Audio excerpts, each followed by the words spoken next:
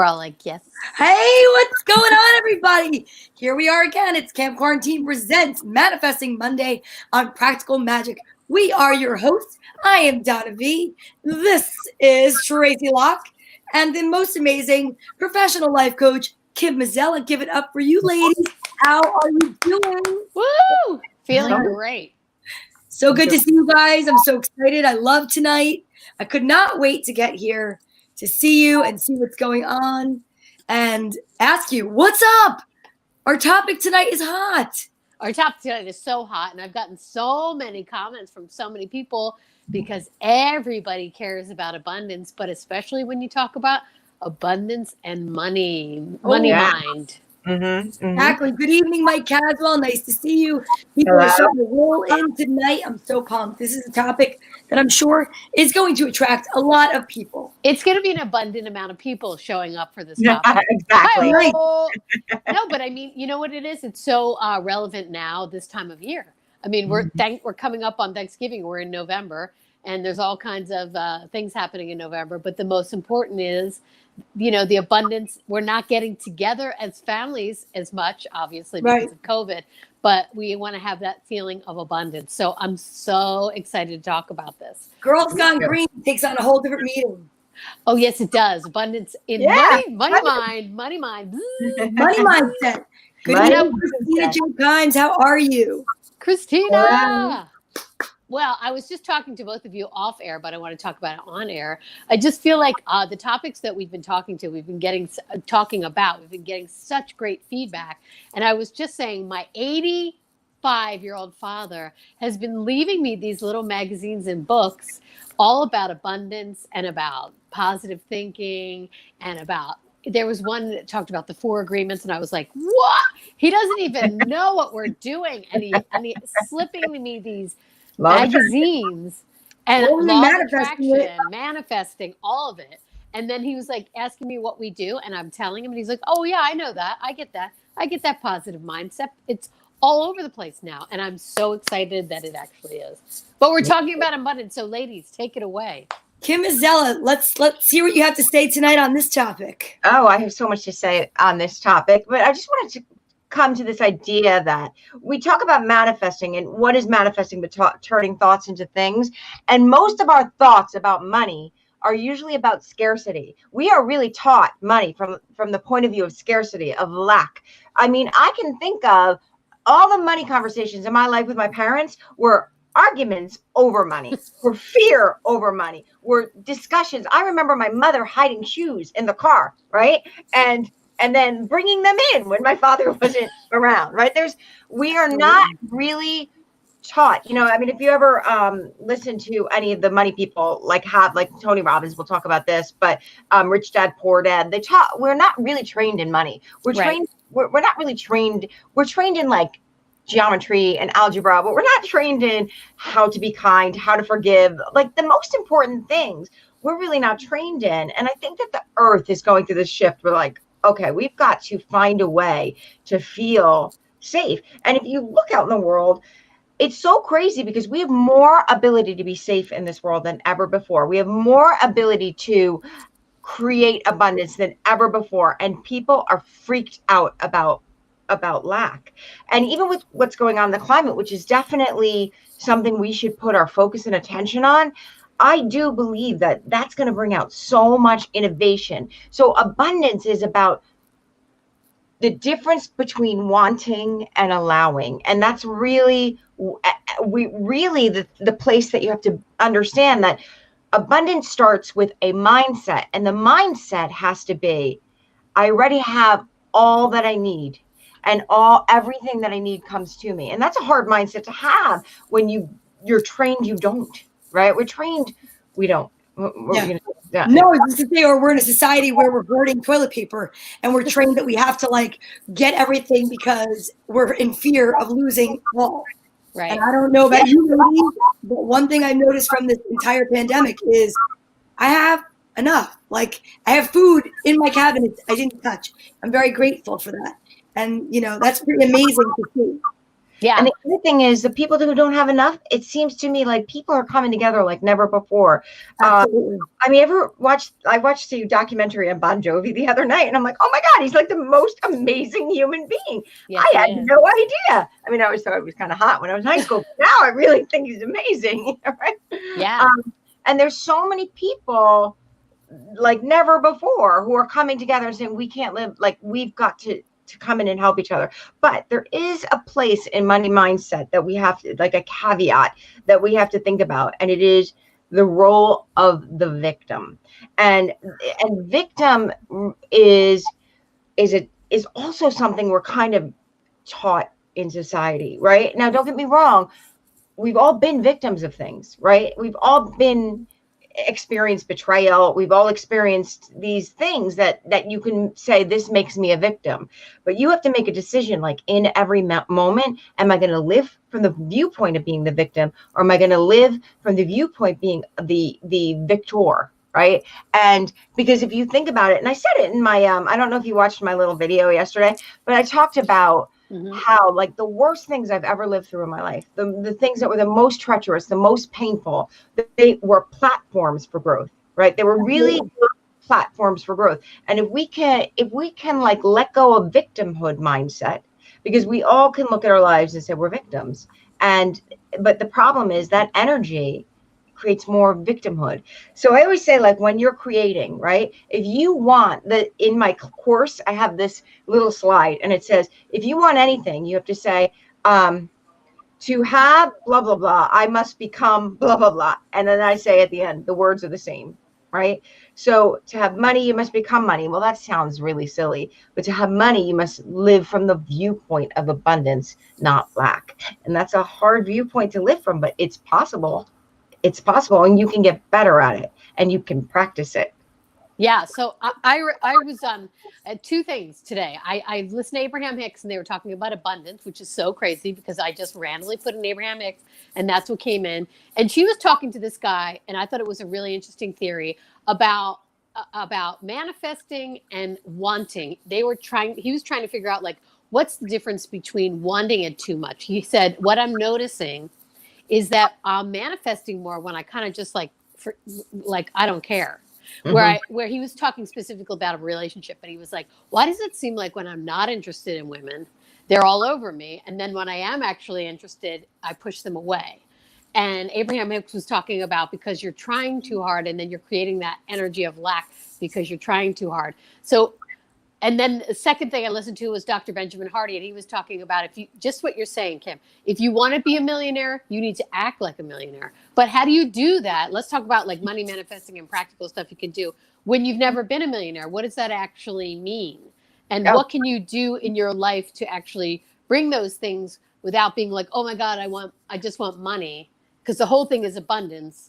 And I think there's a lot more to abundance than just money. So there's a lot of questions in there for you guys. Well, for you there's both. 2 games you can play, but before that, I do want to go to the letting go of attachment, because it's really true. I was thinking about this. This is so silly. When I moved into this house, I had I was getting divorced, and I was really counting my money, right? Like I was very, very careful. And I had perfectly fine couches, but I kept saying, I'd really like leather couches. So the first year I was like, I'm going to manifest leather couches, right? And then I just kind of like got involved in other things, right? I just let it go because my couches were perfectly fine and they were very nice, but they weren't leather. And recently, a friend of mine said, I'm getting rid of my couches. They're like brand new. You want them? And they're beautiful leather couches. I'm like, what do you want them for? She goes, I love you. Just take them. I'm like, wow. Oh my God. I manifested beautiful, like they're like the couches I had in my head. And that is like really the art of manifesting, because I didn't need to have it. Like when you need something and you're yearning for it, like I need that boyfriend. Like if I have that guy, and then my life will be perfect. I need that money. My life will be perfect. Whenever, like I always picture like, you know, the other side going, you're like actually saying like, you're pushing up against it, because when you think about something and you think you need anything, you're saying you don't have it, and you're deciding on lack. And so the way to move into it is to side on abundance and and having it. And it's really hard to do when you feel social act. That's why you have to practice these games. So there's a ton of games. You can do visualizations. A really easy one that Abraham Hicks offers is to put $100 in your wallet, right? And just walk around with $100 in your wallet. And when you see things, or maybe 200, maybe in this day and age, like 1,000, but like put $200 in your wallet, right? And don't spend it. But just when you see things you want, you could say to yourself, I can afford that. I can afford that, right? Like go throughout the day, look for stuff. I can afford that, but keep the $200 in your wallet.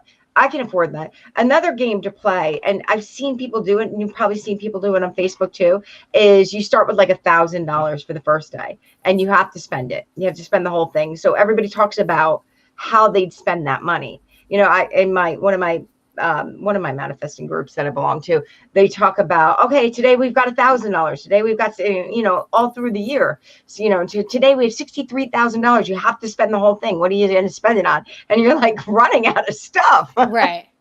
Right. In your head. But that's a good way to loosen the hold of like fear around money. I think gratitude. I think really gratitude is another thing that you really have to focus on, because if you're not grateful for what you have, why would the universe provide you with anything else? So if you have what you have, like if you have a picnic basket and it's full to the brim, why would you stumble upon, I don't know, an apple that's perfectly good to eat that fell off a tree? Like life is not going to present you with these extra things if you already live in a place that you have enough.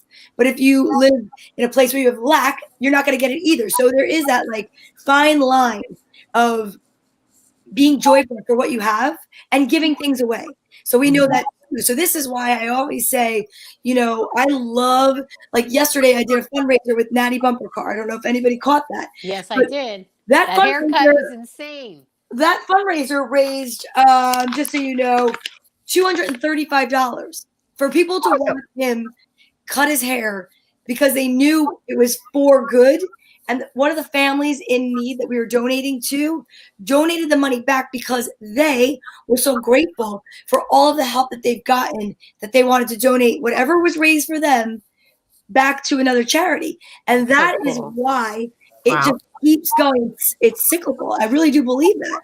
And it's like one old Italian man once said to me, I was in a store and it was a little mom and pop store, and I went to give him money, and let's say the bill came to, I don't know, $8.95. And I gave him a $10 bill and I said, keep the change.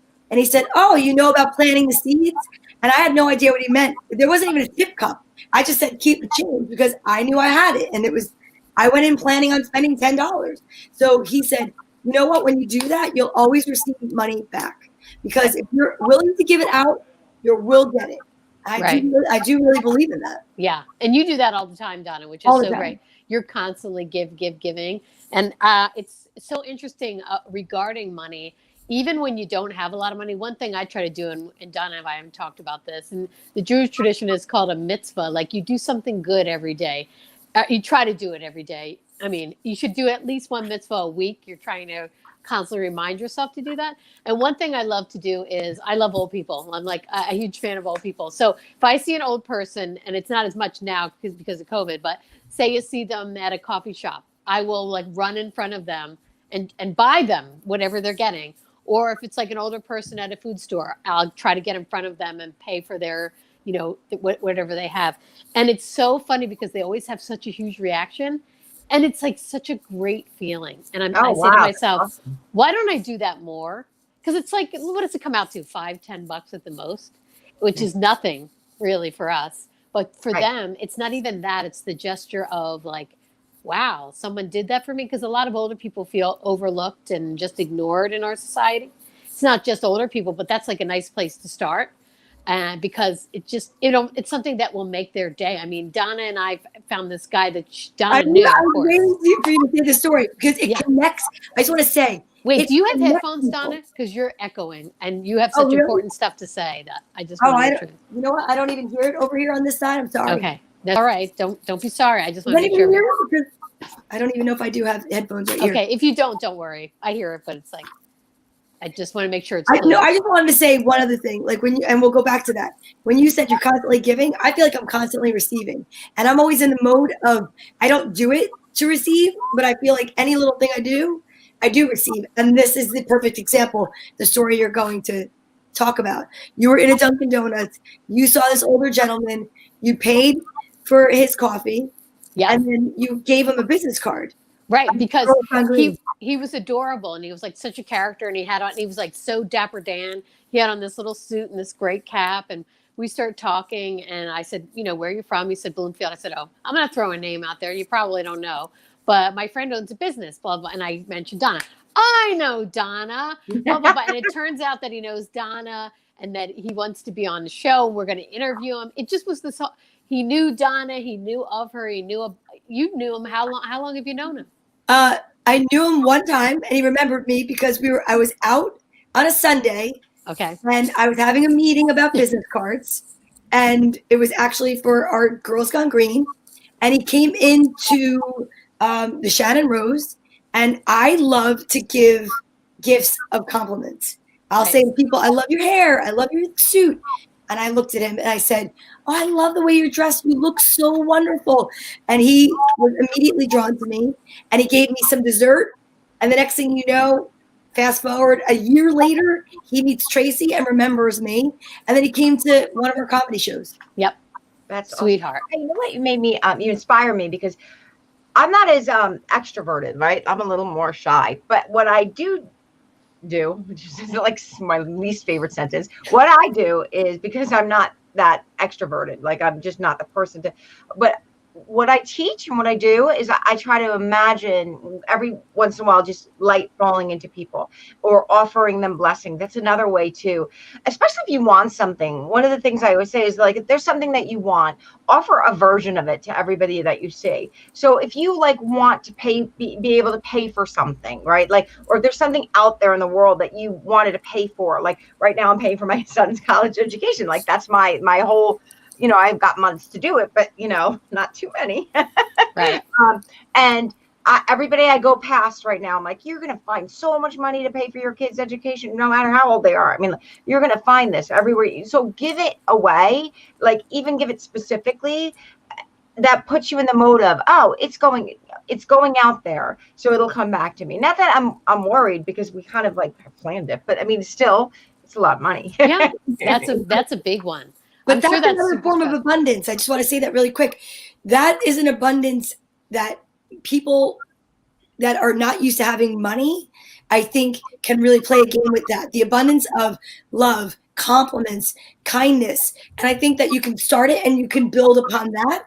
And then from there, you'll see how it can really catapult you. And then once you learn to get into that groove, get on that surfboard, follow that wave, you can then follow it into a different mode of financial abundance. I think the thing is that abundance is also, it invokes fear because people automatically think it has to do with finances, but there's so much more abundance, love abundance. There are people that are still quarantining alone right now, and they feel like a lack of abundance of people, connection. Abundance goes across the board. I know we're talking about that and money mindset, but I just wanted to say that because people, I think, are so fearful of, you know, not having enough that's one of the reasons why they sometimes are alone or feel alone. Yeah, well, if you two could both speak to that, Kim, you look like you're ready to speak to it anyway, but can you talk about that? That's a really big one. I think people don't realize, and Donna, you had mentioned it earlier, and I'm going to use one of your analogies, Donna, like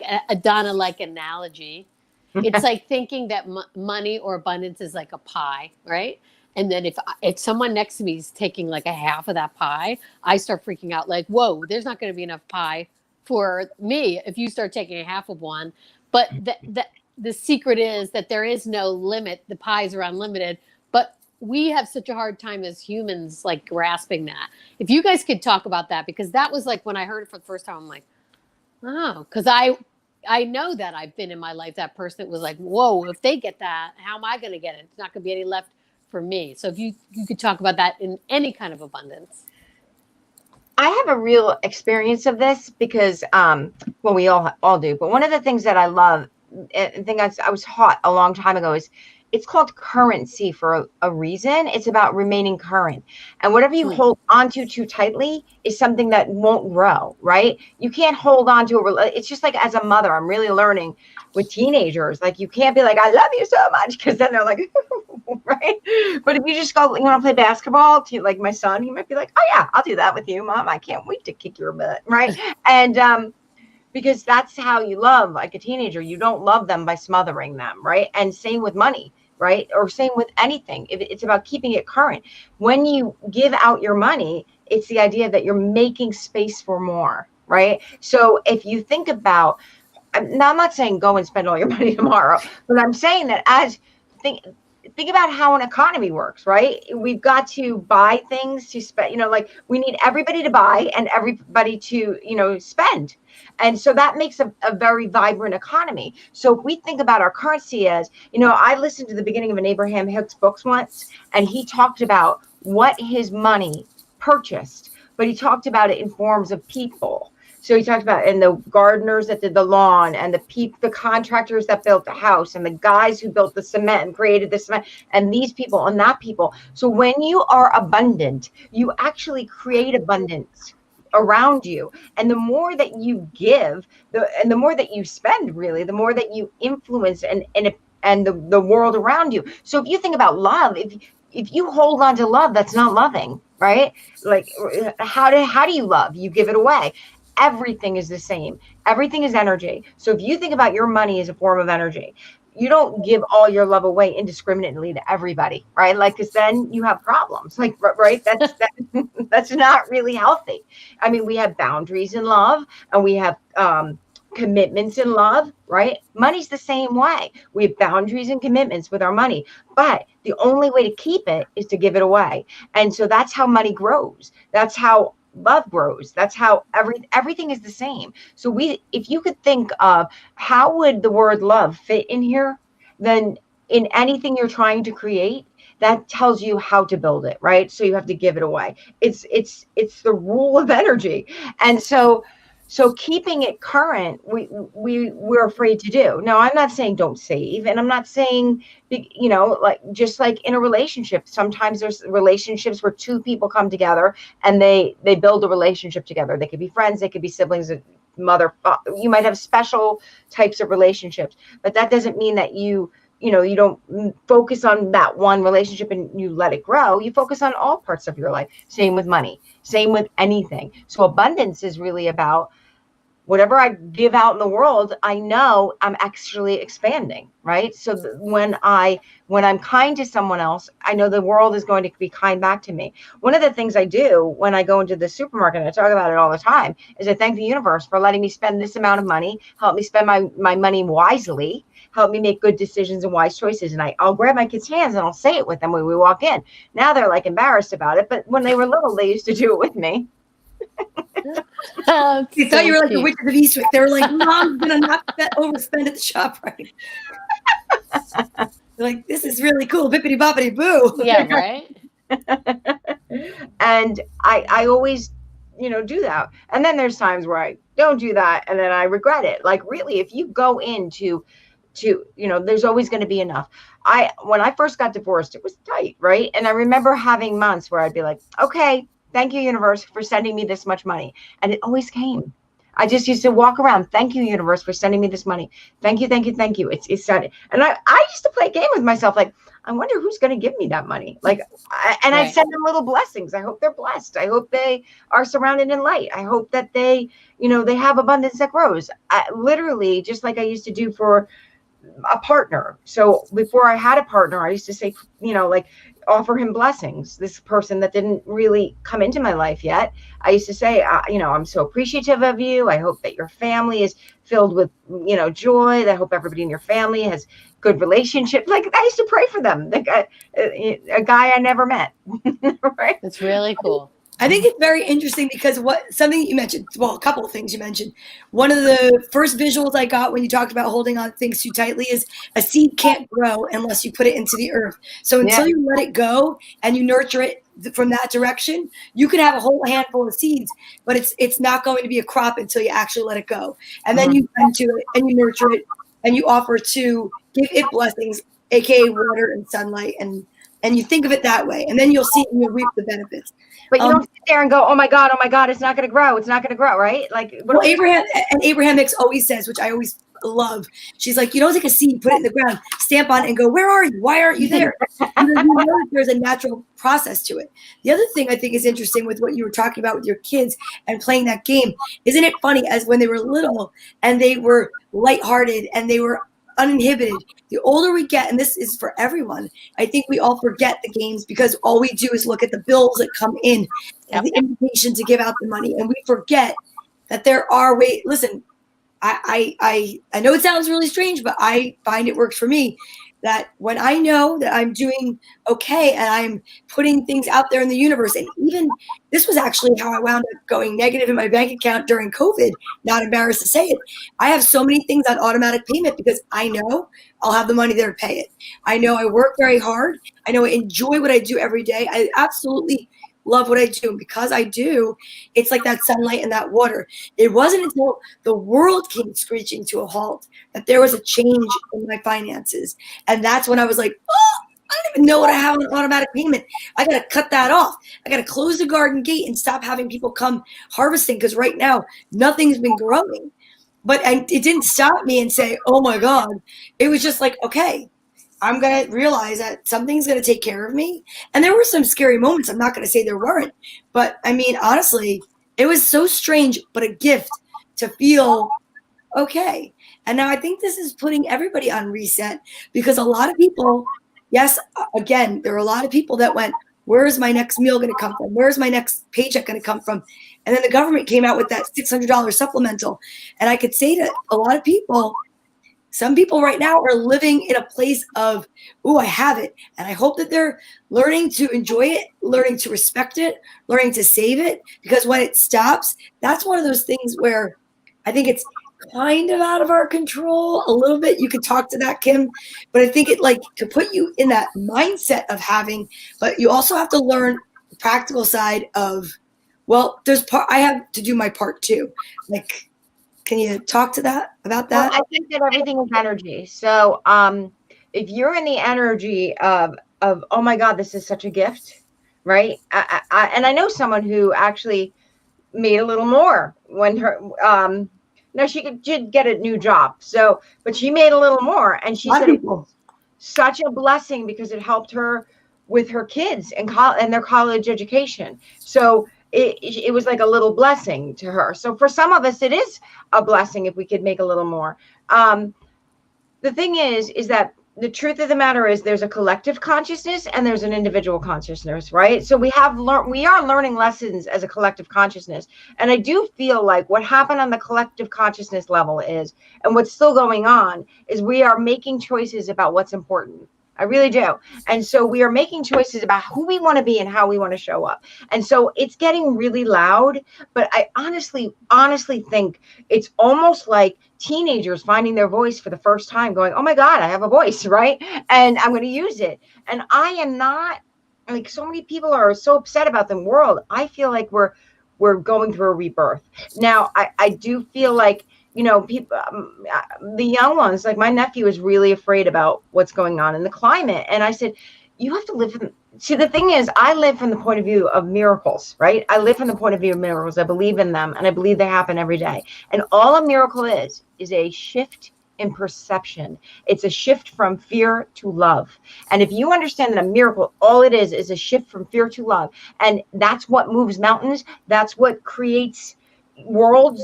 Then you have the power to find the innovation to heal the planet. I do believe that that's our next step, is like, let's heal the planet on a global, let's come together. But I don't want people to be afraid. I want them to be excited. I want, you know, just even what happened with so many people losing money. It's scary, but maybe you could say, wow, the universe is really, this is what I did. The universe is really saying, Kim, enough's enough with this. Get to it. And I created 2 courses. I created 2 courses. I was like, my curriculum was beautiful, but I knew it had to be offered in a different, much more succinct, much more obvious way. And I finally had the time to do it. Right. Amazing. Which is exciting. Yeah. And I think this switch has gotten a lot of people, the big buzzword is pivot. Everybody's had to change and pivot and get more creative. And we've had the time to sit and think about how can we change and have money coming in. But let's talk about, from both of you, what are some literal practical things you can do? So let's say there's people out there who are starting to worry because it looks like the COVID numbers are going back up, and we probably, according to the news, who knows what's going to happen, but people that are watching and listening to news they're saying we might be going back into lockdown. What would you say practically people can be doing to not get themselves hyped up about that to the point of worrying, and just keep manifesting and having that positive, abundant mindset? Can I go? Yeah. One thing I want to say is breathe. We made it this far. We've already been through so many weeks and months of it. We were closed down for 16 weeks, I know, in my business, and now reopened. And there are different businesses like restaurants that I know are suffering and going through different, challenges. But I want to say that I think breathe and realize that we've made it this far. And how often did anyone out there watching say, man, I got to tell you, if I ever had a time where I was off, had nothing to do, I'd clean my house, I'd clean out closets, I would write a book, I would do all these things. And let me ask you, how many closets of yours are cleaned out? Not a one, but I had to drop. And you know what my proudest thing is I've read over 600 books to kids. That's what I'm proud of. So I think you have to put your perspective and put yourself in perspective and say, well, you know what did I do or what didn't I do? What am I proud of? What am I not proud of? And if we get locked up again, I've already made some promises to myself that I like how you say locked up, Donna. That sounds like from experience, locked up. Well, because, everyone else is locked down, but Donna Vee gets locked up. I do. If we get quarantined again, and I'm just teasing you. No, I know, but out of responsibility for ourselves and for others, we need to remain home. Right. I'm actually not even afraid this time. Right. Because I said to myself, you know what? Made it through it once, made it through again. And I'll tell you what, how many butterflies get the opportunity to return to a cocoon? Because this is going to be the moment that we get to go back if we have to, even if it's for a short period of time, and really go in and be introspective and say, what didn't I finish last time? Right. I love that. And I also feel like, just from an energy perspective, I really do feel like we may have to go back down. But what I do feel is it's kind of like the end of a pregnancy, when you're pregnant, right? The end of it feels like, oh my God, I can't do this anymore, right? But you know that baby is coming. And I really do believe that at the end of this, things are going to be different. People are going to be, I see it, like even because I work and in my job, people are so happy to see each other. People are like, hey, how are you? And hopefully we can take these lessons through connection. The other thing is, if we got locked down between Thanksgiving and Christmas and a little beyond, how nice to be home during the holidays, not rushing around, like rushing around as much, but there's 2 vaccines out there. So I really do believe the end is near, and it's kind of like getting really excited for the baby coming, But I will say this, that I really do hope that if we go back down, whatever anybody didn't finish, they could finish. For me, if I have plenty to do, I am very excited. I did plenty. Sometimes I think about what I did during that time, and I look at it and I'm like, I made all of this. I made 2 courses. I made 24 sets of slides, and each slide, I made 24 classes. And each class has a workbook with it. So literally I basically made $2. It was such a great time for me. I was working too. I did work during that time, but right. But I got to see my kids so much more than I ever would have seen them. Yeah. My teenage boy was home every night, and he's a driver's license. So now he's like, bye, Ma. See ya, wouldn't want to be ya. Yeah. Well, and I think that's amazing. And I do think it's an amazing time. And Donna, we've talked about this before, that although quarantine is very scary for a lot of people, and of course we're not dismissing anything that happened to people that got sick or unfortunately passed away, Yeah. but it was a great time of reflection. And I feel the same way the two of you feel. I'm not worried about it. Like somebody says, it's just interesting how people are reacting. And I want to take this abundance and money mindset and shift it a different way and ask for something completely different, but it's the same subset. So we're talking about reinventing, pivoting, recreating yourself. And a lot of people are doing that and learning about abundance and knowing your worth. Can you guys both speak to that too, in creating a new, because I think we've realized now that we were locked down, that life isn't all just about work, work, work, work, work, work. A lot of us have learned that, right? Especially where the three of us live. And you're realizing that your time is worth so much more and there is so much else to life. So can you both speak to the importance of knowing your worth also when you go back and not accepting, like trying to create a life where there is abundance and being ready for that? I don't know if I'm making sense it's almost like saying, hey, you've got to realize now you're worth so much more than you realized before. How do you equate that into your money management and your life of abundance? Well, I really do think that if you think about the third chakra, right? I feel like the third chakra is the inner adult, right? So this is the part of us. And it's built on, right, having a secure foundation, right? Your first chakra, having your inner child taken care of, the second chakra, right? Because the second chakra is all about balance and play and it's about being able to emote and experience an emotional balance, right? So when you have those two in check, then you come to the confidence section of your body, the confidence center, the self-will, so if you think about the second chakra, third chakra, I see women I say it all the time. When you hunch down, it's like you lose your third chakra. When you pull yourself forward through life with your third chakra forward, you're like, I am here. So one of the things I always say to women is how much do you stand like this and how much do you stand like this? I see it because I work with a lot of people and I'll see people walking towards me and I'm like, oh, you don't feel good about yourself. Like you don't feel good about yourself. So the first thing you do is literally push your third chakra out in the world. Like allow yourself to shine from that. So right, what we're going to say. For the people out there that don't know where your third chakra is, it's in your belly, and it would be like if you had I don't know, maybe like a stick coming out of your belly button. So if you wanted to pull your third chakra and bring it up, because your pelvis is your second chakra, which is your orange, and which is where reproductive and all that kind of stuff. But your third chakra is more by your belly. Cheer. Because your fourth is your heart, so it's below your heart. And it's your belly, your abdomen. So in case you were wondering, because some people are not familiar with the chakras. So Kim is saying stick your belly out. That's basically so you want to stick your belly out.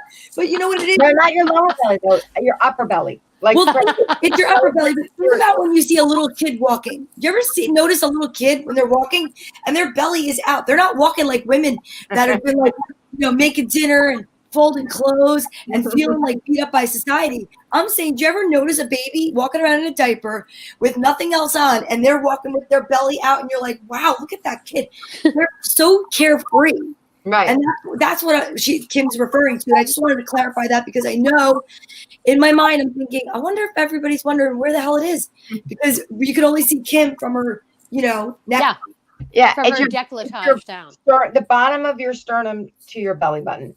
And all that space, your upper belly. And this is like this power center of your body. So I know it sounds weird to go to because that's such a self-confidence area. So, one of the things that I tell people to do when they meditate is to smile, and try to be mad and smile at the same time. It's really very hard to be like upset and smiling, right? So sometimes physical activities can actually bring us into that emotional state, right? So like even taking a deep breath calms you down. Just one deep breath, just that activity of allowing your body to calm. But confidence is really something that is a great way to practice confidence is standing up straight and offering it to other people. Like Absolutely. thinking about other people in your mind and helping people. If you can find someone to support, like to be the now, not a victim to save. This is where we go wrong. Someone to support, like, oh, you know what? I really like that person doing that thing. Let me become part of that person's group. Let me support them in their journey. Let me, find like people who want the same things that you want and support each other. One of the really cool things I used to do all the time, do you remember my group, is I would connect women heart to heart. Yes. And a beam of light. And what I would say is, we'd have these beams of light going from each person into the heart. And I'd say, whenever we feel good, whenever we feel confident, we ask that these good feelings go out to all the other women and that they're lifted up too. Think about how that sentiment, you could do that in the world. Because if the way it works is anything that you want, you have to give away, then really support other people to be their best, not to be victims, right? To be, and as you support yourself. It is a scary time. We do feel victimized a lot. Like if you lost your job or it's easy to feel victimized. But if you could take that one sentence and say, I'm not a victim. I'm being directed. I'm being directed. This isn't the right place for me. If you could just stop for a second and say, okay, this feels really bad. Maybe I'm being directed. And because those worst times in my life, and I say it all the time, the worst times in my life, the times where the darkest moments are the platforms for breakthroughs in my life. They are the place that I stand on today that I said, wow, because when I think about my darkest days, those days took me to such strong places, to such joyful places. And that's what that's why I don't feel afraid for the world. I feel like things are going to get better and better. I agree. I think if you can look at the blessings and your joy as the breadcrumbs to get you out of that forest, I think that's like a really excellent visual. And just picture that sometimes when we're going through things, so that you can't see the tree through the forest. And sometimes when you're in there and you're in the thick of it, you can't really see the light either. I mean, I know even for myself, just going back to business and having such a huge shift in my company and in my work, it really has been hitting me lately that if there wasn't this wave that came and took over the beach and then made me sit there and go, wait a minute, now I'm alone on the beach. It's interesting because I'm like, wait a minute, maybe I don't want to sit on this part of the beach. Maybe I want to invite somebody else to the beach. Maybe I just want to be here alone. I don't know, but I have really been able to take a lot of what was going on again, because of this. And it wasn't financial abundance at first, but it was really a spiritual abundance and it was an emotional abundance because I would not allow myself. A lot of people I know do this, and I'd love to hear your take on this too, but a lot of people make themselves small to make others feel big. I know that's something that I've done for a very long time, and I'm trying to get myself out of that place and step outside of that because I know that it doesn't do me any good, nor does it do anyone else any good. So all of a sudden, now I'm not comparing myself to the other women on the beach in bathing suits because I'm alone and I'm just enjoying my time on the beach. Well, that's exactly it. I just want to speak to that, Kim, because this is exactly what I was trying to say. And I obviously wasn't clear because this is what I mean. So, for instance, this time has allowed me, I'm going to go specific to me, to take a step back and go, man, I was running for not as much as I should have been asking for. And now that I've taken this step back, and I've seen okay, I can relax and things don't fall on top of my head. Now, how do I take that abundance to the next level? Meaning, I don't have to take every single thing that comes down the pike for X amount of dollars. I should be saying, no, you know what? I'm worth more. Now I know it. I've been able to see it in myself. And it's just like just like Donna was saying, it's like a transition. And how do you take that to the next level of abundance saying, oh, I see how I could recreate my life where it's not so bananas chaotic and I don't have to run after everything because there is enough abundance for everyone. But how do I set that benchmark for myself and stick to it? I have so much you want to say. I know. we both have so much to say, but I just want to go really quick because I just finished what I was saying.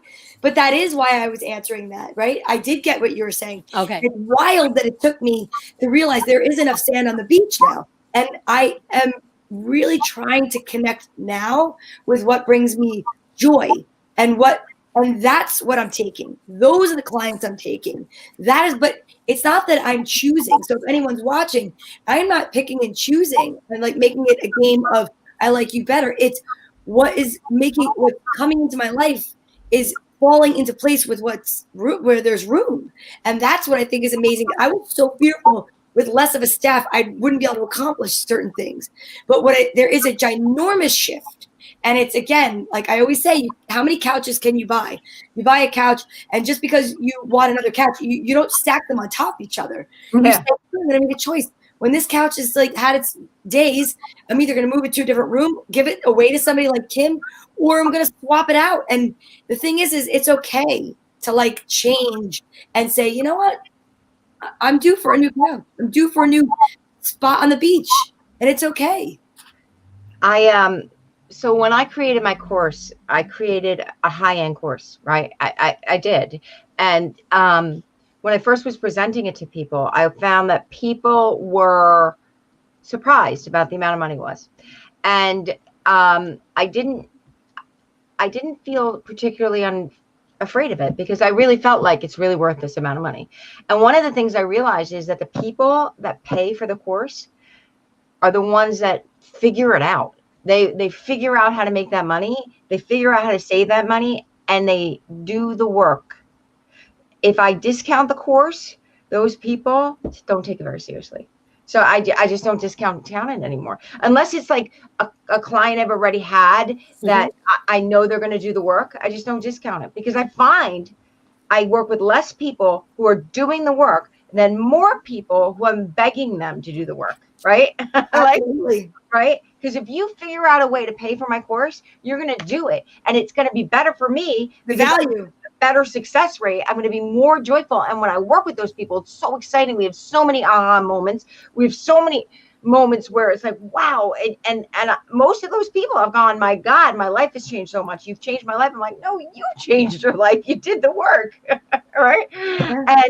And the work isn't that hard. I always say it's like not rocket science. Most of the work is just simple things, right? But when you come to me, you make a commitment to do it. And when you pay the money to do it, shockingly, it puts a value on it.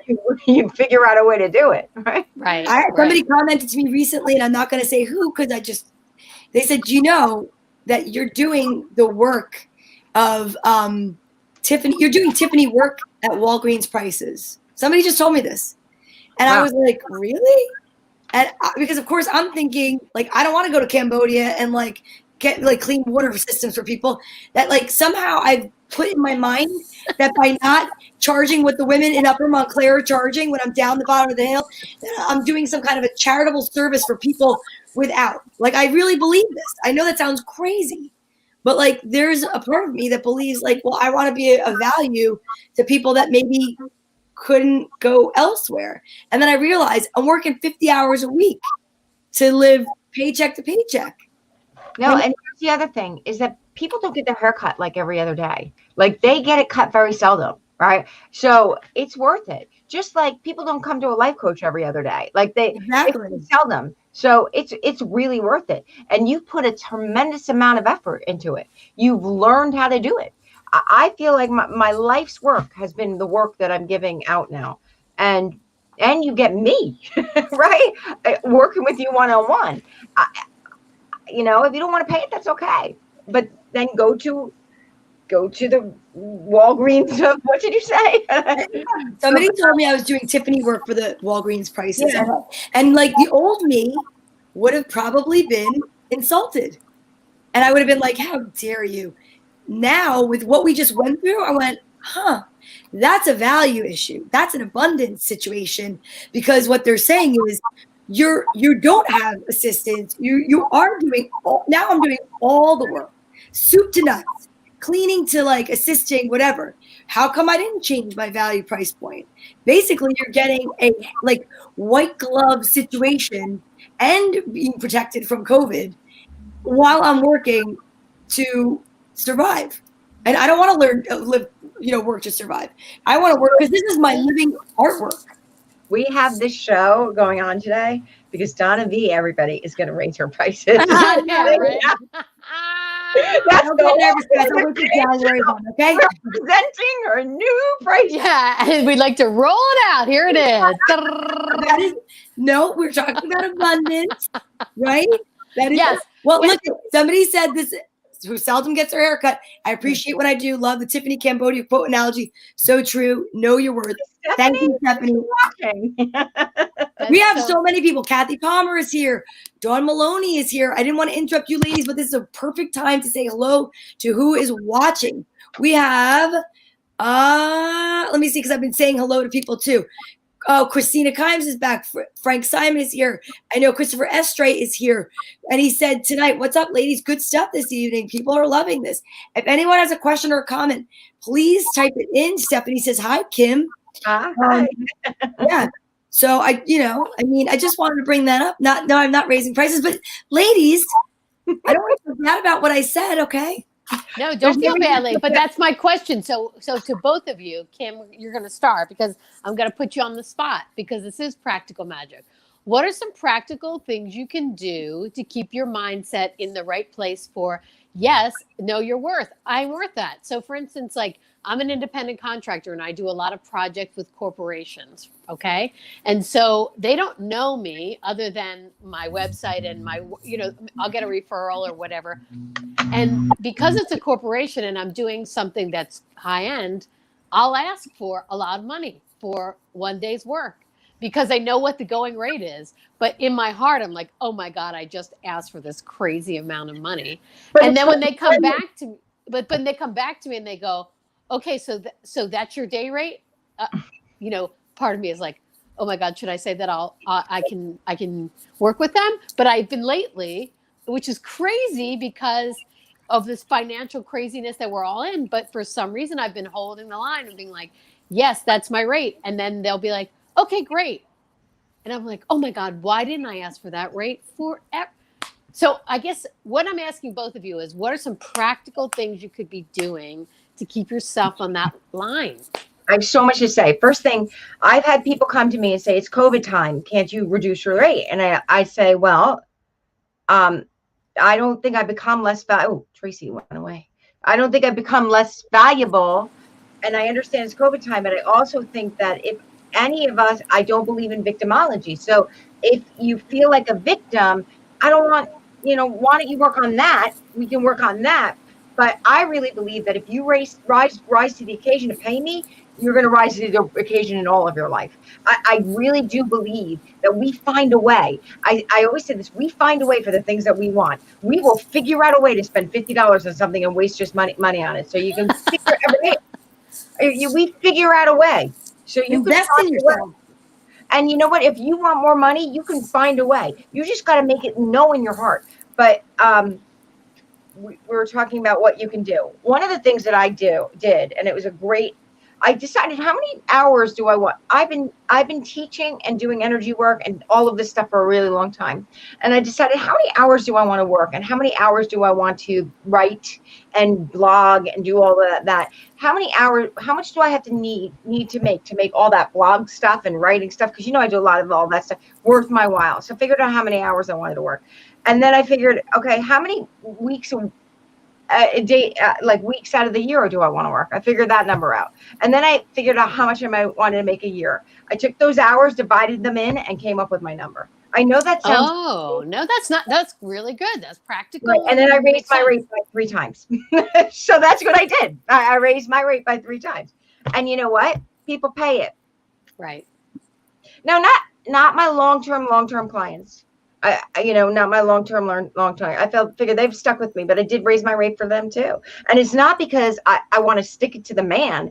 It's because I am so much better for them when I am well compensated because I feel happy. I don't feel regretful. I don't feel taken advantage of. Right. Mm-hmm.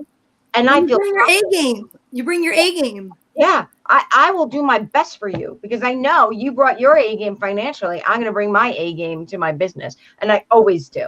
I always do. Plus, I give you so many perks. I think it's so worth it. And so you have to feel like you are so worth it. So that's where it starts. And you know you're worth it. And if you're not, then figure out a way to feel that way. I think that's the most important thing. Figure out a way to feel that way or get into a different line of work. And maybe that's what COVID's about, right? Right. Could be. Jack Freeman says hello. Hi, Jack Freeman. Hello. Donna, what do you say about that? I mean, I know we just talked about that kind of thing, but you do other things as well as you are a business owner. You're also a comedian. You're also you do a ton of stuff. So you're an independent contractor. The tithing charitable part, okay?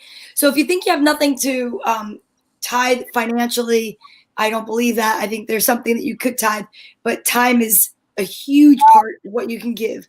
And again, I still have that visual in my mind, and I've never surfed in my life, but for whatever reason, whenever I talk about energy, and it's been since my kids were little, the analogy has always been the surfer on the surfboard. You cannot control the ocean. The only thing you can do is control how you manage yourself on that board, and you twist and you turn with it. And for me, I have a lot of energy, and I did not want to turn into a couch potato. It wouldn't happen for me. I didn't want to drink abundantly. I didn't want to do anything excessively. That sounds silly, and I know you're giggling, but I mean that wholeheartedly. So when this happened and when we went into quarantine, I chose to read to kids. And one of the things I've learned from this opportunity in my life, and I call it my passion project, is every time I would say out loud to a computer screen where there were maybe 5 of the same people every day, and I would say, I really would love some more books. If anybody has books, let me know. I'd get a phone call. I'd get books dropped off. People would tag me on Facebook for free books. My favorite thing that's been happening is I have been getting in the mail from different people, local authors, different books. Now, one of the things that we've talked about is the I am statement that we do during story time. I am that, Wayne Dyer talks about. Kim Mazzella has spoken about it. You hear about it with, Abraham Hicks. And all of a sudden, I get this message in my inbox, and it's a woman named Bella Barbosa. And she was a client of mine. She's been in the salon a couple of times. She said, I couldn't believe it. I had no idea you were doing this. And I want to send you a book I wrote. Are you ready? It's a children's book. That is so awesome. And it's called I Am Affirmations for Resilience. And it's for children. Oh, that's and I've said this time and time again, and I mean this from the bottom of my heart. Whether it's healthy habits, we talk about good manners, I am statements, abundance, not living in lack. We need to start teaching these practical things to children at a young age, because that inner child that grows up, maybe being yelled at by someone, getting small, and then you're fighting to just revive that inner child in your adulthood. I know, because I've been there. Hello, that's how I met Kim. I think if we can, instead of waiting for them to be passed out to resuscitate them, I think we build that inner child up, right? I think it's incredible. And this book is amazing. And it has practical tools for kids. When you're feeling mad and you're ready to move on, count to 5 and say, I am peaceful. I love that. This book is incredible. Okay. When you're feeling frustrated because something isn't working out, stand tall, take 3 deep breaths and say, I try my hardest. I can do it. I love that. I love her. Wherever you are, thank you. I mean, honestly, this book is amazing. And it really comes from a place where she teaches, and she wanted to teach at a young age practical habits. But this book is like a book that adults should be reading. I'm not even kidding. I agree. Everything that Kim you teach, this is and it's through Penguin Workshop. If you go to penguin.com, young readers, and I can post it. This is amazing. And yes, exactly. I could have used this book 30 years ago, and I could probably still use it now. I felt that way when I read it. I was choked up because I was like, this is what I do every day. I'm like, the book, what should Darla do? I love that we're finding this in modern day. Look at this little girl. This is who I want to emulate. I am bright, kind, happy. If we could start this now, another one, Ruby Finds a Worry, talks about a practical way to discuss worries and how if you don't talk about them, they just get bigger and bigger. I mean, like, I have to tell, this is not an accident that I'm doing the part that I'm doing, because the journey that it's on for me, like that I'm on, is really learning that it's very practical things that we talk about. And I know it's practical magic, and that's exactly it. But it is amazing when you just take that breath, like Kim said, go from that third chakra and just quiet your mind. You know, it's amazing. And abundance does not have to be fearful. It does not have to just be about finances. You start with abundance from something practical, breathing, positive affirmations for yourself, and it will continue to carry its way through your life. I think we have a new hashtag for the show. Before I just have to say this: belly out, bitches. How about that? One of the things that I teach in this school system, I teach social emotional learning to teachers, and they don't know any of this stuff. It's like shocking to me. I'm like, how do you know? And I don't teach high-end stuff. I teach like thinking and like really very simple basic stuff like 101, and I'm like shocked that they don't know it. I've given them my slides. They take my slides and teach it to the kids. I'm like shocked that we don't teach this to children. Well, we will soon, because we're all going to Yes, we will soon. Kim Mazzella, I'm going to say this right on air, which is so crazy. Hold on. There's no accidents, right? But I got to tell you this. I just got hired by a corporation to do exactly what I'm sorry, not a corporation, a school system for social emotional learning. Yeah. So we need to talk, because that's exactly what they're saying is these kids don't know how to deal. No. So well, when you're living in a space, and I said this Memorial Day, I told you both about this. Being your own hero, identifying with your own inner hero for these kids.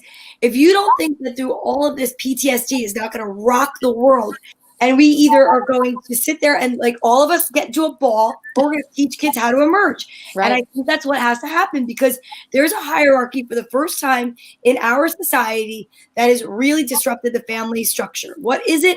It is that from the 90-year-old person, 80-year-old, whatever, down to a 5-year-old, there is no one that has lived through what we are living through with the communication forms that we have, which is what we're on right now, computers, work, being out of work, not knowing how to communicate, because so many kids have been, gaming and in their rooms, and we've been trying to get our kids out of our rooms, and now all of a sudden society and school systems are like, get back in your room. And it's like, what the hell is happening? So we medicate our kids. We medicate them. And I have children, and when I took my daughter to a therapist on the third session, she said, I think you should send her to a psychiatrist and get her checked out. And I said, why? And she said, well, I think that maybe she needs medication. And I said, really? It's your third time. I think you need to do a better job, or we need to find, this is your first line of attack. Now, please do not come at me. I do think that there is a place for medication in the world, but I don't think 3 sessions in with this 15-year-old child, you should make a decision that they need to be medicated, or they should need to be looked at to be medicated. And guess what I did? I sent her to an acupuncturist. I sent her to hypnotherapy. She goes to tons of different therapies, and she's doing better. So thank you very much. But I will try it another way. And she got involved in plays. Thank you, God. And if there are people watching that are like, well, maybe financially I don't have the resources, because they do have different life.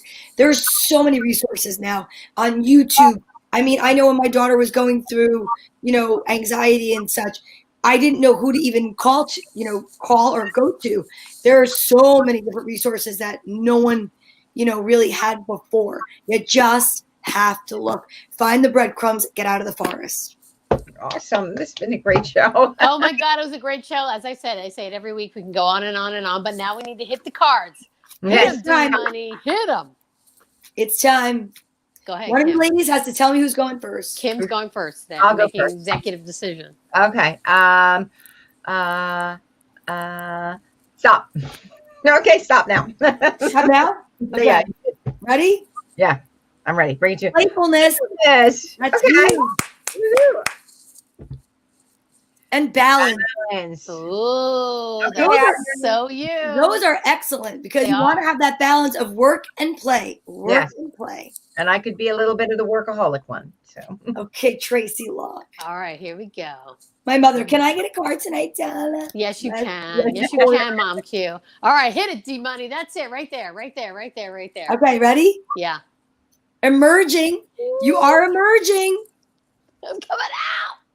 And dreams. Ooh. Maybe your Ooh. dreams are emerging. What you've dreamt for yourself. I hope so. That would be, you girls are in it. I mean, not in a weird way, in a work way. I'm okay with it, really. I've been In a alone work for way. months, so I'll take whatever I can get, Tracy Locke. All We're going to right, have more you people ready? tuning Let's in see. now. The people are going to be like, we're tuning into this. Okay, I know exactly. Everybody's like, when is that episode coming up?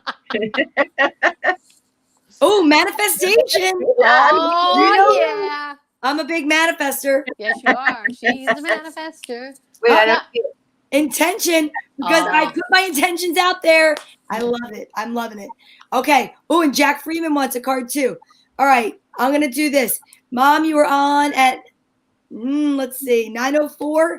And Jack, you just responded at 9:05. So the fourth card is my mom's. The fifth card is for Jack. So 1, 2, 3, 4 for my mother. Retreat. Read. You need a little retreat. Oh, she's going to go on somewhere fun. Jack, guardian angel. Oh. Whoa. My mother said, Donna, that's definitely you. Well, I need to go. Well, I think my cards were me. I don't think she meant like I need a retreat. Although Right, I no. wouldn't mind a I retreat. think she meant those cards are you. That's Yeah. what I think. Ladies, you guys are incredible. Sorry. And I love the abundance of energy that I get from you. Yes. Because it truly is amazing. It was an incredible show. I learned so much. I have so many tools. Thank you so much. As always, I can't wait till I see you guys again because I'll just keep learning and learning. Hi, Andrew. And for everybody out there, tune in. Must be for your wife, my Jack. wife. Oh my God, he's hilarious. Thanks, Mom. But you guys keep tuning in. We're on Instagram. We're on YouTube. We're on Periscope. We're here on Facebook. Tell a friend. Join our page. What else can they do?